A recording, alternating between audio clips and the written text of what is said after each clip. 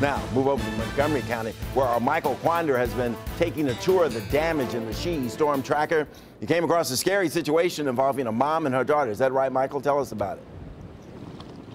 Yeah, that's right, Bruce. And actually, I'm standing right where a tree used to be. You can see this massive tree just uprooted. And then if you pan over here, Bria, this shows just the power that this wind had earlier today. A tree literally slamming into this car. This is right at the passenger seat and driver's seat, right where a mom and daughter were sitting just moments ago earlier today. Mom and daughter, okay, they made it out alive with a few minor scrapes and bruises, but as you can see, this tree was ready to crush them.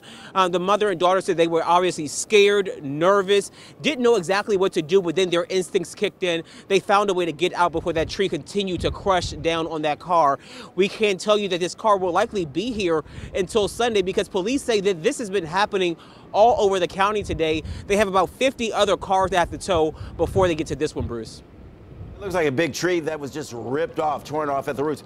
Michael, let me ask you, as you look around, I know you've got your portable light out there, but what about the rest of the area? You in the dark? Do they have power? Yeah, they actually have some power over here, but further down in other areas, they don't. But look, I can show you up here, these power lines. If this tree would have fallen a different way, this whole neighborhood would be without power right now, I have to tell you. But we've also been canvassing the neighborhood, and there have been this yellow tape, as you all can see over here, this yellow tape, this do not cross, yellow tape all across the neighborhood, because this has been a constant scene. You've seen trees falling down, debris falling out into the street, cars getting into accidents. But something that this neighborhood is obviously dealing with as all over the area is right now, Bruce. Yeah, I know you guys are driving about out there. Michael, let me ask you this. Give people some advice. You know, this is Friday night, date night. People are looking to venture out. What would your advice be in that particular area? Should they come out or should they stay put?